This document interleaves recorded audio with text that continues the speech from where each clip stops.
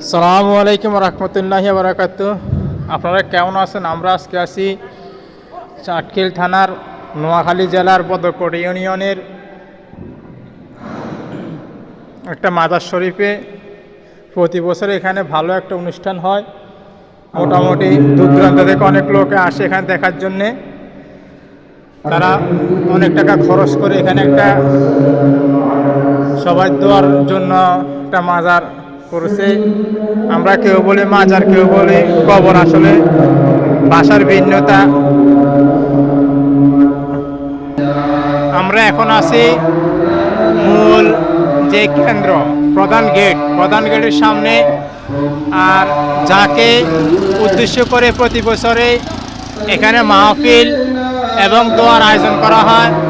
ওনার পুরো নাম হল হযরত খাজা গাউসুল আজম শাহ সুফি শাহ মোহাম্মদ আনোয়ারুল কবির শাহ আল কদরিয়া রহমতুল্লাহ আলাইহি তাআলা আনহু সদরুল আউলিয়া।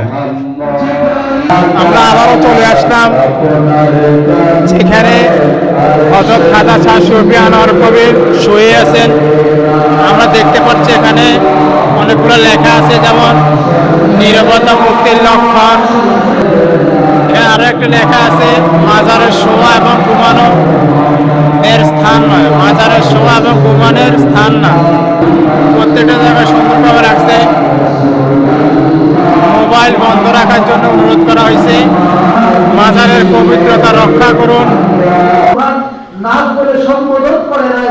আল্লাহ বলছেন ইয়া আইয়ুহাল্লাযীনা আমানু, হে ঈমানদারগণ, আমানুত্তাকুল্লাহ, তোমরা আমি আল্লাহকে ভয় করো।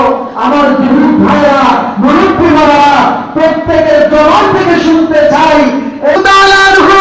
আসসালামু আলাইকুম মুরব্বী, আপনি ভালো আছেন?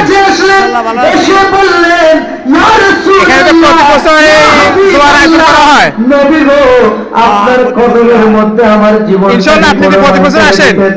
আমি প্রতি বছর আসি। ইয়া হাবিব, আমি আপনার নিকট বায়াত গ্রহণ করতে চাই। সুবহানাল্লাহ। আসে কিন্তু পরে যায় তারা এটা বায়াত গ্রহণ করতে চাই। আসলে যে এখানে খাওয়া হচ্ছে, দোয়া হচ্ছে, দোয়ার কথা বলে না, শুধু তারা খায়া বসে নয়। অথচ সাহাবী বলতেছে উল্টা বলে। আমি নবীজির সাহাবী হওয়া সত্ত্বেও আমি নবীজির কাছে আপনি মূলত কিসের জন্য আসছেন? আপনি মূলত কিসের জন্য আসছেন? ইয়া হাবিবাল্লাহ, আমি আপনার কাছে বায়াত নিতে চাই। সুবহানাল্লাহ। Thank you. আমরা এখানে একজনের সাথে কথা বললাম, যেহেতু আল্লাহ উনি এখানে আসছে আল্লাহ এবং আল্লাহর রাসূলের সান্নিধ্য পাওয়ার জন্য। উনি আসছে দোয়ার জন্য আসছে। তো সবাই দোয়া করবেন, জান্নাতুল ফেরদাউসে যাইতে পারে। এই কথা বলে আজকে আমার ভিডিও এখানে শেষ করতেছি। সবাই একটা লাইক এবং সাবস্ক্রাইব করে দিবেন, সামনে আরো ভালো ভালো ভিডিও করতে পারি। আসসালামু আলাইকুম ওয়া রাহমাতুল্লাহ।